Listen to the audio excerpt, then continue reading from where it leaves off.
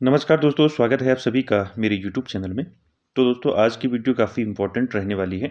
आज हम बात करने वाले हैं इकोनॉमिक्स यानी कि अर्थशास्त्र का पार्ट 3 देखेंगे आज हम।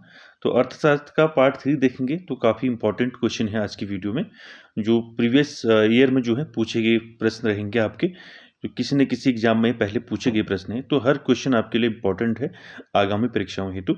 चलिए टाइम वेस्ट न करते हुए स्टार्ट करते हैं आज का सेशन। तो ये जो है अर्थशास्त्र का भाग 3 है आज।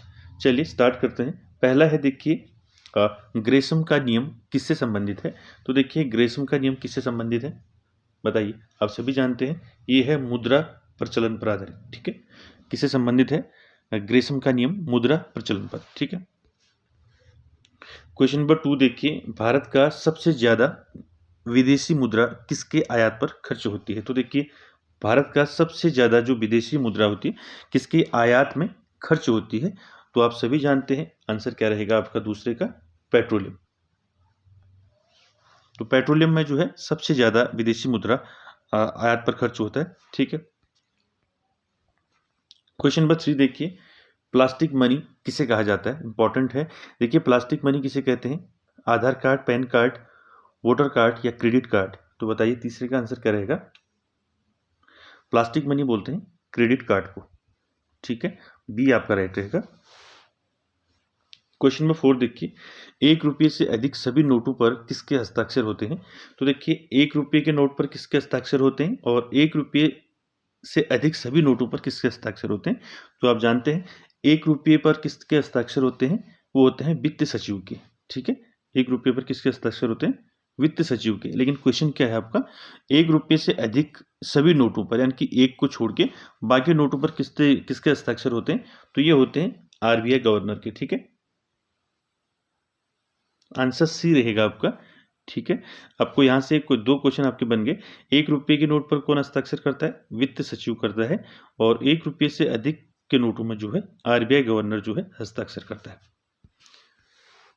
क्वेश्चन नंबर 5 देखेंगे। देखिए, भारतीय रुपये का नया प्रतीक चिन्ह किसने डिजाइन किया। तो नया प्रतीक चिन्ह किसने डिजाइन किया भारतीय रुपये का, तो बताइए किसने किया। 5 का आंसर क्या रहेगा? डॉक्टर उदय कुमार। डी आपका राइट रहेगा 5 का। क्वेश्चन नंबर 6 देखिए क्या है, मुद्रास्फीति में किसको लाभ होता है। तो मुद्रास्फीति में व्यापारी को लाभ होता है, किसान को लाभ होता है या ऋणी व्यक्ति को लाभ होता है या सभी को लाभ होता है। तो क्वेश्चन नंबर 6 का आंसर क्या रहेगा आपका? तो मुद्रास्फीति में किसको लाभ होता है? ये होता है ऋणी व्यक्ति को लाभ होता है इसमें। ठीक है, सी आपका राइट रहेगा। नेक्स्ट क्वेश्चन देखिए, क्वेश्चन नंबर 7, 8वीं पंचवर्षीय योजना का विकास दर लक्ष्य कितना है। तो देखिए, 8वीं पंचवर्षीय योजना जो हुई थी उसका विकास दर लक्ष्य कितना था। तो आपको यहाँ से पंचवर्षीय योजनाओं के बारे में जानकारी होनी चाहिए। ठीक है, तो देखिए पंचवर्षीय मैं आपको वैसे बता देता हूँ। पंचवर्षीय योजना जो है कब से शुरू हुई? 1951 से। ठीक है, पहली पंचवर्षीय योजना। ठीक है, पहली पंचवर्षीय योजना आपकी 1951 से आपका कितने तक रही? 58 तक। ठीक है, पहली पंचवर्षीय योजना। फिर इसमें दूसरी पंचवर्षीय योजना आपकी यहां से 50 आपका नेक्स्ट सेकंड जो है 58 से 1961 तक। ठीक है, तो यहाँ पर ये क्या पूछ रहा है, 8वीं पंचवर्षीय योजना का विकास दर लक्ष्य कितना रहा पूछ रहा है। तो 7 का आंसर क्या रहेगा? 5.6% रहा।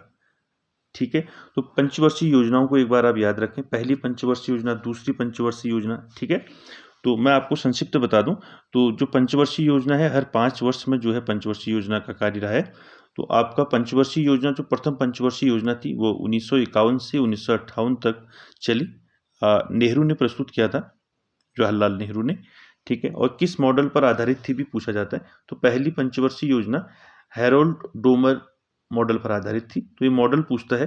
ठीक है, और ईयर पूछ देता है कभी। ठीक है, तो पंचवर्षीय योजना वाला टॉपिक आप अच्छे से देख लें। आगे चलते हैं। नेक्स्ट देखिए, किस पंचवर्षीय योजना में नाबार्ड की स्थापना की गई। देखिए इंपॉर्टेंट, पंचवर्षीय योजना पूछी है। ठीक है, जिसमें नाबार्ड बैंक की स्थापना की गई। तो बताइए 8 का आंसर क्या रहेगा आपका? तो छठी पंचवर्षीय योजना में जो है नाबार्ड की स्थापना की गई। तो छठी पंचवर्षीय योजना कब से कब तक थी, ये याद होना चाहिए आपको। तो छठी पंचवर्षीय योजना जो है 1980 से 85 तक थी, ठीक है, याद रखें। आगे चलते हैं, नेक्स्ट क्वेश्चन है, भारत में सर्वप्रथम हरित क्रांति किस राज्य में आई। तो देखिए, भारत में सर्वप्रथम जो हरित क्रांति है वो किस राज्य में आई, तो किस राज्य में आई बताइए। 9 का आंसर क्या रहेगा। तो सबसे पहले हरित क्रांति कहाँ आई, पंजाब में, ये आपका राइट है।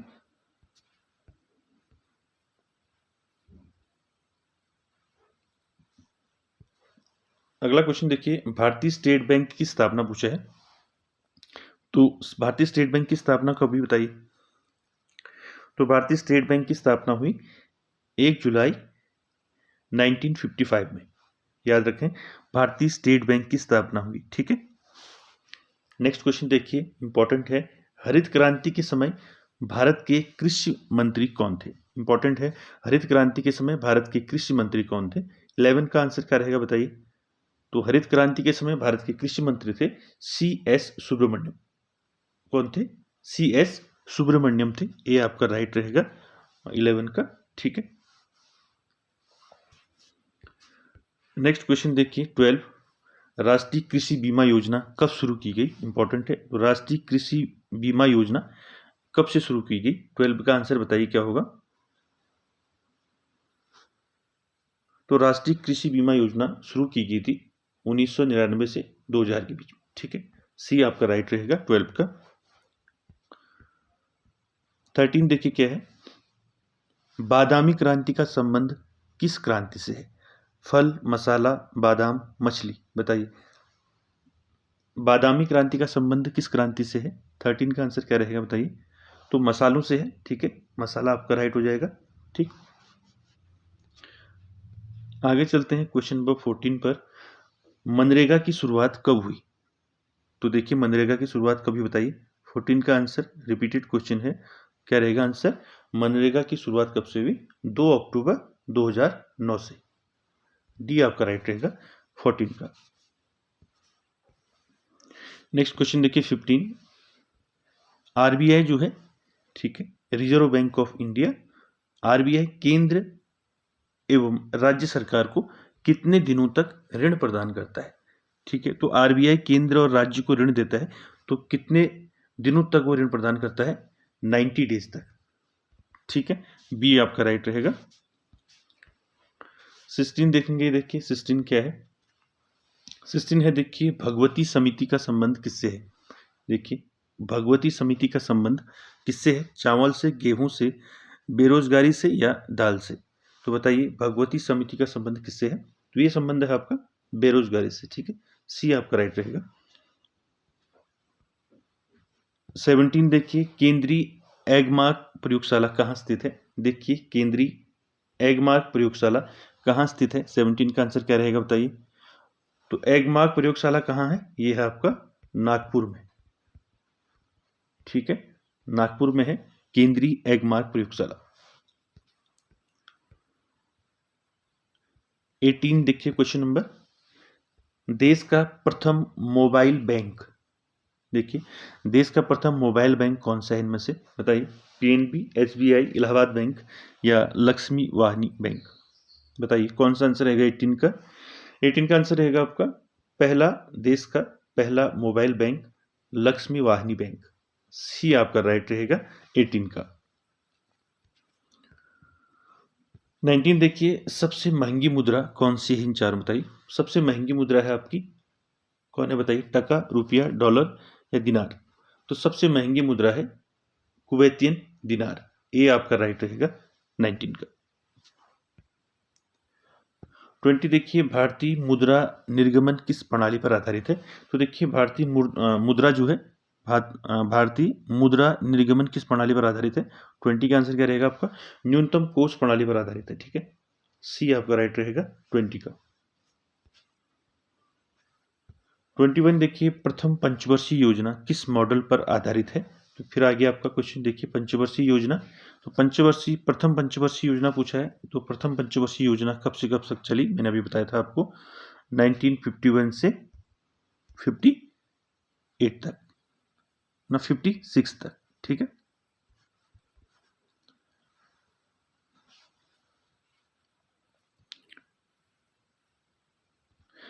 तो देखिए प्रथम पंचवर्षीय जो योजना है किस मॉडल पर आधारित थी, बताइए। 21 का आंसर क्या रहेगा? ये थी आपकी हेराल्ड डोमर मॉडल पर आधारित थी।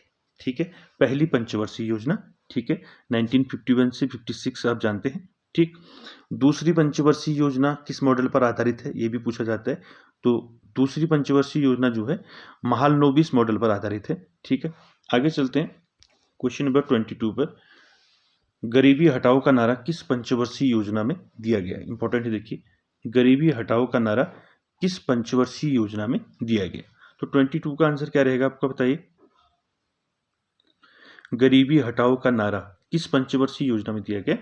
तो ये दिया गया पांचवी पंचवर्षीय योजना में। ठीक है, पांचवी पंचवर्षीय योजना में गरीबी हटाओ का नारा दिया गया। तो पांचवी पंचवर्षीय योजना कब से कब तक चली? तो पांचवी पंचवर्षीय योजना चली आपकी 1974 से 78 तक। ठीक है, 1994 से आपका 74, सॉरी एक मिनट। तो पांचवी पंचवर्षीय योजना जो है आपका 1974 से कब तक चली? 78 तक। ठीक है, 5 वर्ष तक। ठीक है, तो याद रखें गरीबी हटाओ का नारा किस पंचवर्षीय योजना में दिया गया? पांचवी पंचवर्षीय योजना में दिया गया। तो पांचवी पंचवर्षीय योजना का जो योजना काल क्या था आपका 1974 से 78 तक। 23 देखिए योजनाओं को अंतिम स्वीकृति किसके द्वारा प्रदान की जाती है? देखिए योजनाओं को अंतिम जो स्वीकृति देता है तो किसके द्वारा दिया जाता है, बताइए। 23 का आंसर क्या रहेगा? तो योजनाओं को अंतिम स्वीकृति देता है राष्ट्रीय विकास परिषद। बी आपका राइट रहेगा 23 का। नेक्स्ट देखिए 24, 12वीं पंचवर्षीय योजना का समय कब से कब तक रहा, पूछा है। तो 12वीं पंचवर्षीय योजना कब से कब तक रही, बताइए।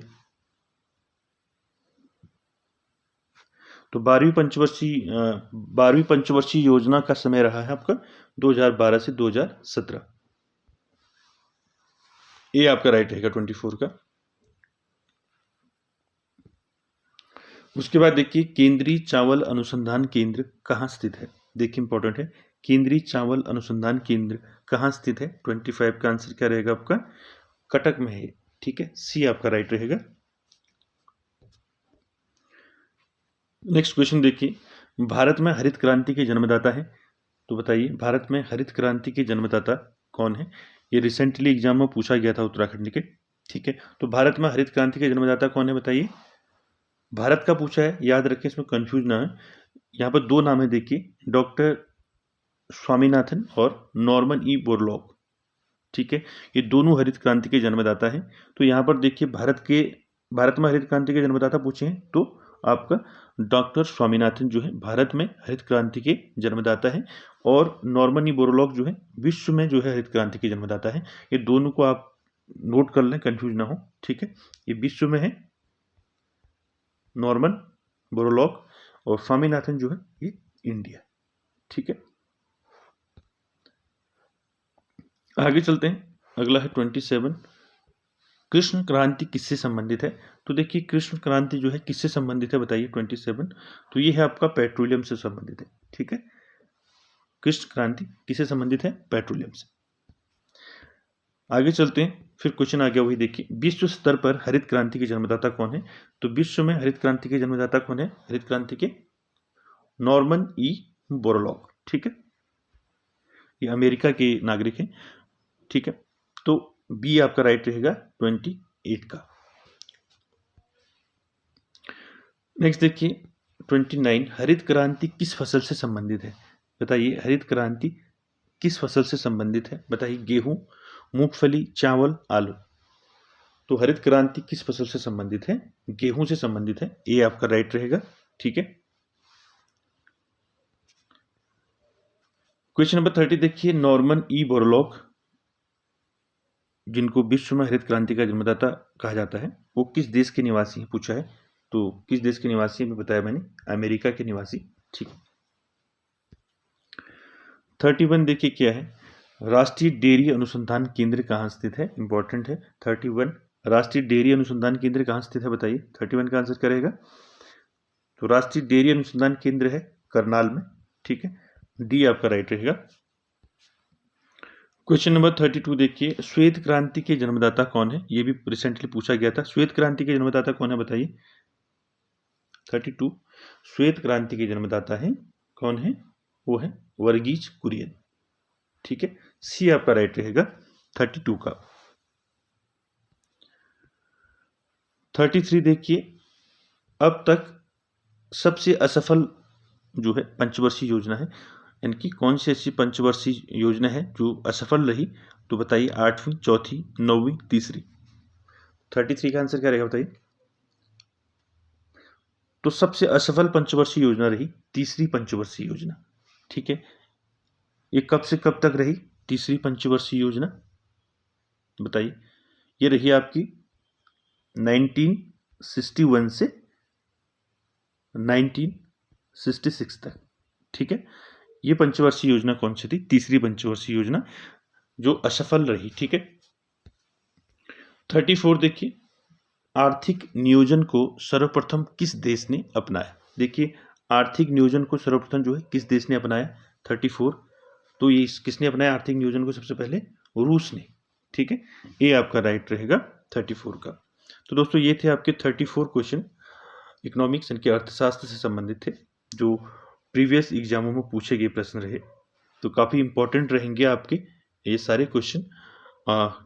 उत्तराखंड में या अदर एग्जाम जो भी एग्जाम होने वाला है उसमें जो है काफ़ी इंपॉर्टेंट रहेंगे आपके ये क्वेश्चन। और वीडियो अच्छी लगे तो like, share, comments, subscribe, share ज़रूर करें। Thank you very much.